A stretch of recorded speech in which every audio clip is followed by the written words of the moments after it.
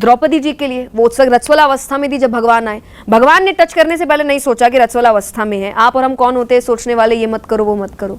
अब यहां उदाहरण दिया जाएगा कि द्रौपदी जिस समय रजस्वला थी उस समय भगवान समा गए। अरे ओ क्या स्थिति थी द्रौपदी की उस समय? उसकी साड़ी उतारी जा रही तो भगवान ये सोचेंगे रजस्वला है। तुम्हारी कौन साड़ी उतार रहा है इस टाइम? दोस्तों, जैसा कि आप जानते हो कि आजकल भागवत आचार्य श्री जया किशोरी जी चर्चा का विषय बनी हुई हैं। एक गलत टिप्पणी के कारण सारे धर्म गुरु इनके विरोध में हो गए हैं, क्योंकि इन्होंने धर्म विरुद्ध टिप्पणी की है, जो कि इनको ये बिल्कुल भी शोभा नहीं देता।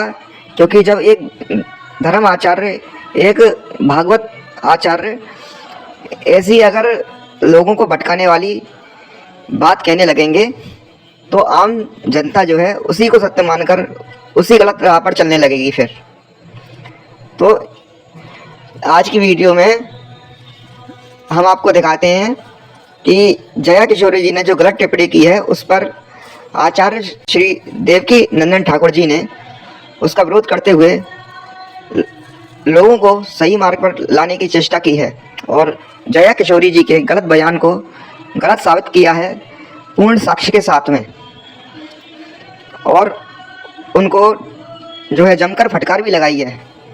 तो देवकी नंदन ठाकुर जी के इस प्रवचन को आप सुनिए, जिससे समाज गलत राह पर चलने से बचे।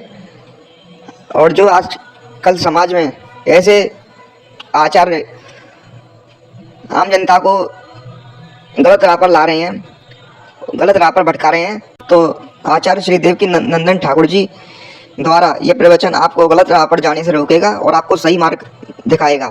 तो आइए हम वीडियो में आगे चलते हैं और देवकी नंदन ठाकुर जी के श्री मुख से निकलने वाले सही उपदेश को अपने जीवन में अपनाते हैं। माताओं बहनों, मैं आपसे पूछना चाहता हूं, आप ईमानदारी से बताना, सच्ची सच्ची बताना, जब स्त्री का स्त्री धर्म हो तो उसे रसोई में जाना चाहिए कि नहीं जाना चाहिए?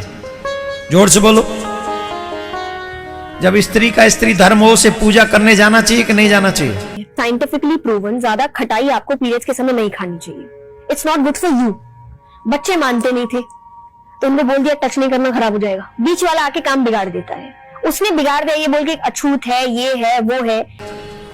उसे ठाकुर जी की आरती करनी चाहिए कि नहीं करनी चाहिए? जवाब दो, जोर से बोलो। देनी चाहिए, आरती करनी चाहिए, भोग लगाना चाहिए। गांव का बच्चा बच्चा जानता है इस बात को। गांव का एक बच्चा बच्चा जानता है इस बात को कि जब स्त्री का अपना धर्म हो तो विश्राम करे, पूजा, रसोई, अनुष्ठान इनसे दूर रहे, ये विधान है। अब यहां उदाहरण दिया जाएगा कि द्रौपदी जिस समय रजस्वला थी उस समय भगवान समा गए। अरे ओ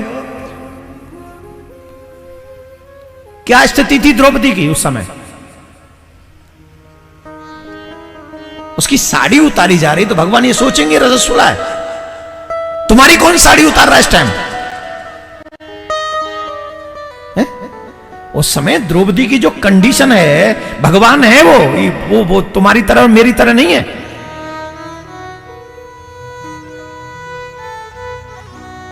द्रौपदी की रजस्वला स्थिति है, लेकिन विपत्ति उस समय है तो भगवान वहां पहुंच गए। लेकिन द्रौपदी को छोड़कर दोबारा बताओ और कहां गए भगवान फिर इस स्थिति में? बोलो, बताइए हमें, एक उदाहरण दीजिए। एक तो भक्त पे विपत्ति आ गई इसलिए भगवान दौड़े।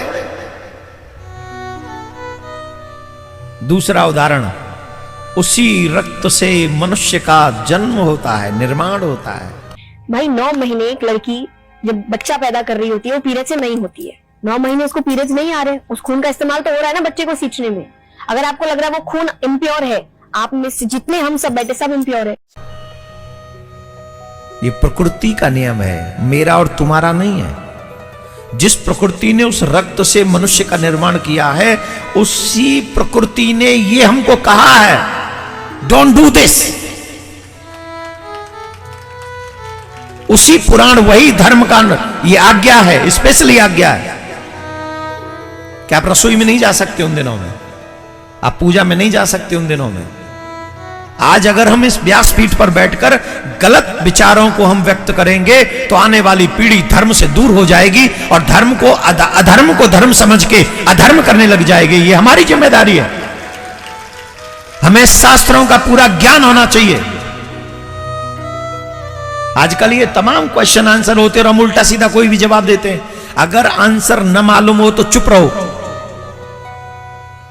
लेकिन अधर्म को धर्म बना के साबित मत करो। इससे बहुत बड़ा फर्क पड़ेगा। आने वाली पीढ़ी समझेगी कि जब ऐसे धर्माचार्य ऐसा बोल रहे हैं तो यही सच होगा। आज इस व्यासपीठ से पूरी जिम्मेदारी के साथ मैं कहता हूं, जिन माता बहनों को यह संदेह हो कि रजस्वला स्थिति में, स्त्री धर्म की स्थिति में हम पूजा पाठ, रसोई इत्यादि कर सकते हैं कि नहीं, तो हमारी व्यासपीठ कहती है नहीं, मीन्स नहीं। चाहे कितने भी संसाधन आ गए हो, चाहे कितनी भी व्यवस्था हो गई हो, उसके बावजूद भी हमारे शास्त्र इसे स्वीकार नहीं करते। हमारे शास्त्र कहते हैं वो 4 दिन 5 दिन आपके रेस्ट के हैं, आप विश्राम कीजिए। ये नेचुरल है। प्रमाण चाहिए, प्रमाण दे दें। उस स्थिति में अगर माताएं बहन तुलसी को जल चढ़ा दें तो बताओ तुलसी का क्या होता है? जोर से बोलो। इससे बड़ा प्रमाण क्या चाहिए? प्रकृति इसका प्रमाण दे रही है। प्रकृति, तुलसी को अगर जल चढ़ा दिया गया उस स्थिति में, तुलसी सूख जाएगी। और तुम व्यासपीठ पर बैठ के ऐसे बोलते हो ना, कदापि नहीं। मेरे हिसाब से पुरुष लोगों को हर रविवार को छुट्टी मिलती है, काम इत्यादि नहीं करते हैं। माता बहनों को दिन सुबह होता है, रात्रि तक होती है, लगी रहती हैं व्यवस्थाएं। तो प्रकृति ने इस समय के बाद उन्हें मां बनने का सौभाग्य दिया। ये वरदान है उनको। तो इस विधान को उसी तरीके से स्वीकार करें जिस तरीके से ये विधान समाज में ईश्वर ने प्रस्तुत किया है।